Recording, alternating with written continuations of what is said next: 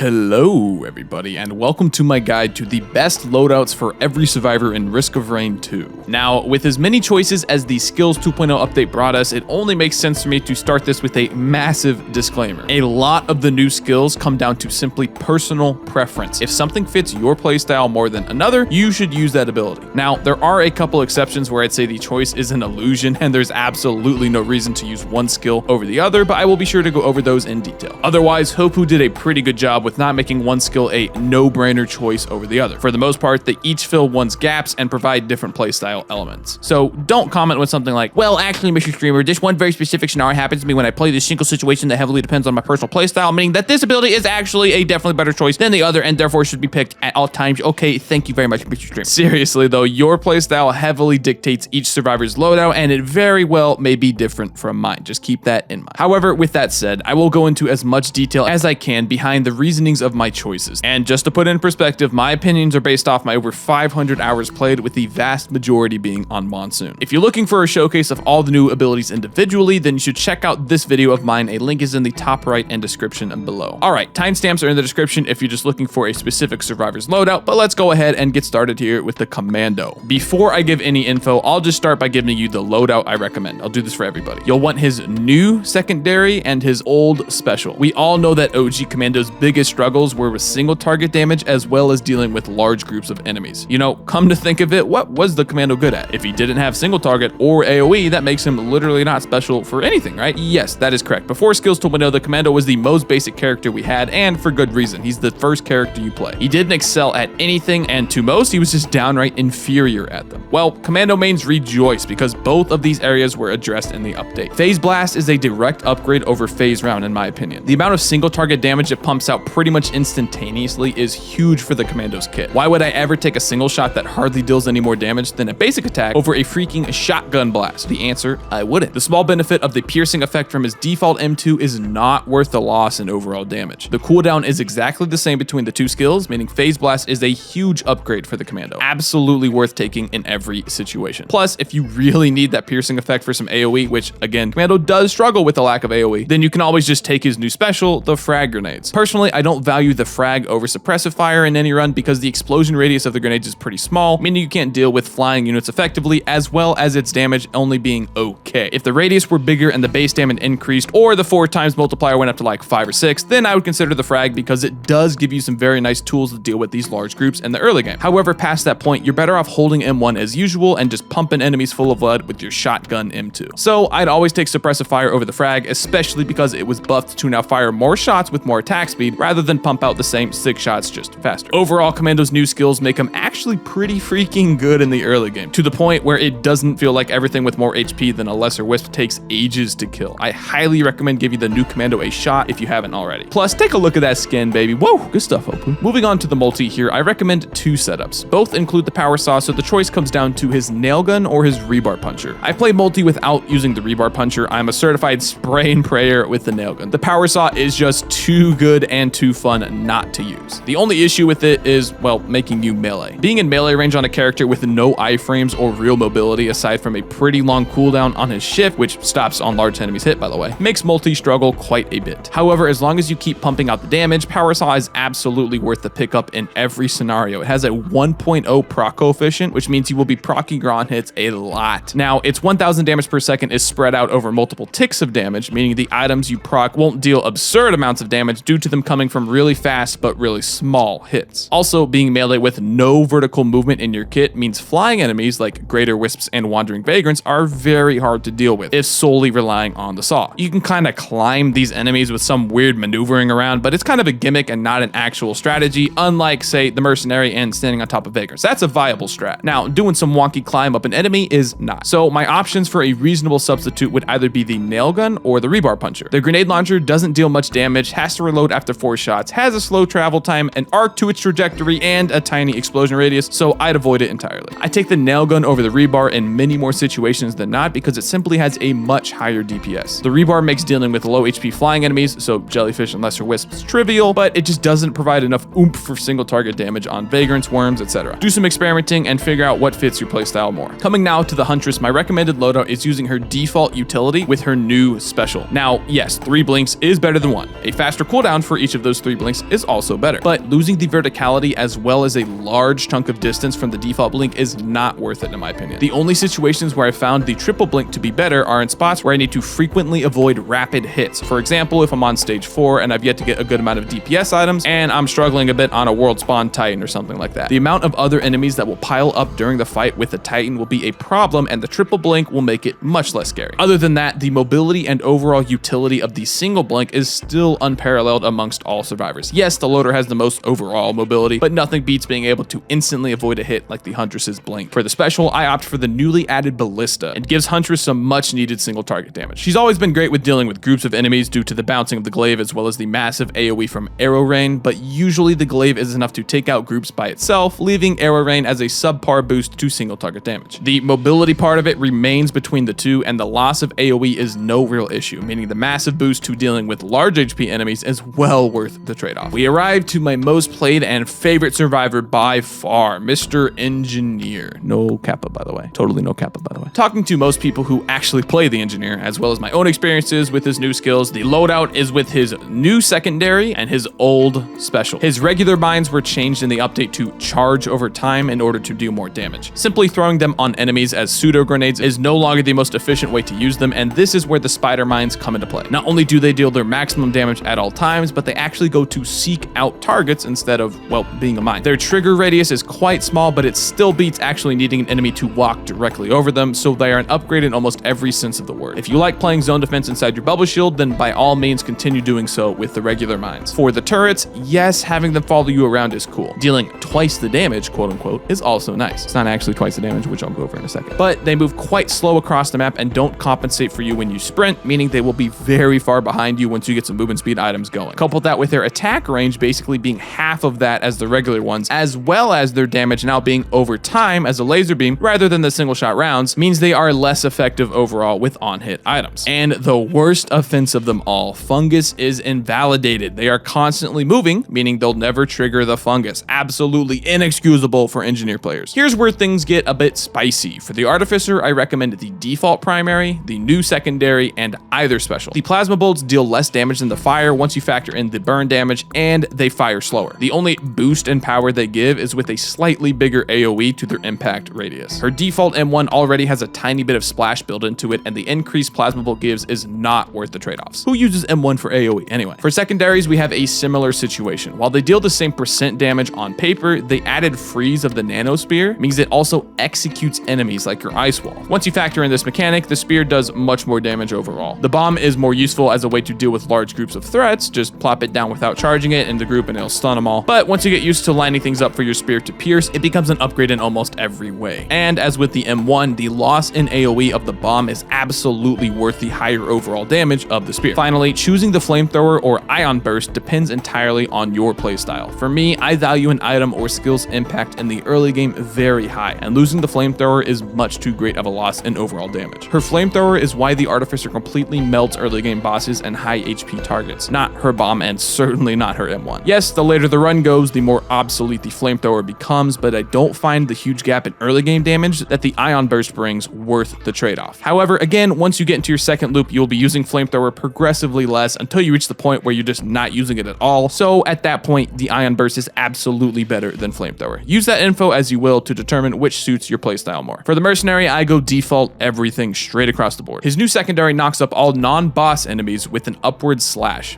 Bigger, smaller enemies like Elder Lemurians and Stone Golems are still knocked up, just not as high as the actually small enemies. However, this knockup does not stun or interrupt at all. If a golem is charging its beam, it will continue to do so despite the cute little bunny hop you provided. Yes, the damage with the new M2 is higher than that of the default, but the loss in mobility and AoE of the default is not worth the tiny amount of extra damage. If you played Merc for a while before the update, you'll see what I'm talking about once you get in-game. For his special, let me explain through a question. Which would you rather have? Mobility, immunity to damage, and more damage, or none of that, but being able to hit a whopping 3 enemies at once, huh? The second? Well, I hate to say it, but I've diagnosed you with the Papege brain. I'm very sorry, but there's no cure. I'm just kidding, but not really. You do less damage, don't have iframes, and lose a huge chunk of mobility for a ranged attack that can't even one-shot a Lemurian on stage 1. It seems odd that after the long-standing fight we had for our boy Commando to get more hits with more attack speed, and that the Mercenary already has this functionality with his R, to then go and make his new one